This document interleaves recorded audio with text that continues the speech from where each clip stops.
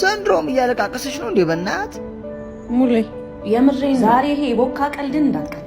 አረ በእናታችሁ ስራ ፈት መሆን እኮ ብርቅ አይደለም። ድሮም ስራ ፈት አልነበር? ብርቅ ነው እንዴ? አረ በእናታችሁ እንዲማ አትቦከኩ።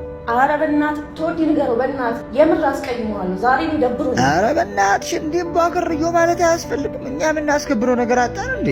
ምንድነው? ምን አለና ነው እናስ በቃ ታዲያ ምን ተራ ማስከበር ብናቆም፣ ለምሳሌ ትዳር እናስከብራለን። አንተ በኔ ትዳር ነው አንተ በኔ ትዳር ነው ትይዛለህ እኮ ልመጪ እህታ ምን ሆነ ነው አንቺ? በቃ ፍቺ ምን ገና አለቀው ይበልና በእናትህ አሁንም ዝም ካላል አሳየዋለሁ።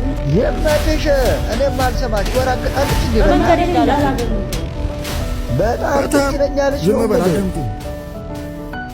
ታውቃለህ ከባሏ ጋር ተፋታ ልጇን ብቻዋን እያሳደገች የወተት መግዣ እንኳን የላትም። ይሄን እያወቅህ አንተ እንዴት ትናገራታለህ? የወተት ይለኛል እንዴ? እኔስ እናቴን መድኃኒት አግኝቼ ነው ማካበድ አለብኝ እንደሷ?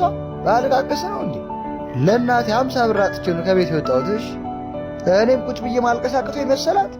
ዝም ብለህ ያዝ። ኧረ አልፈልግም። በእናትህ ምን ትውድ አንተ ስኬት ታመጣለህ? ያዝና ሂድ። ዝም ብለህ ይመጣል አመድ። ኧረ በእናትህ ይበዛብኛል። 50 ይበቃኛል። ትውድ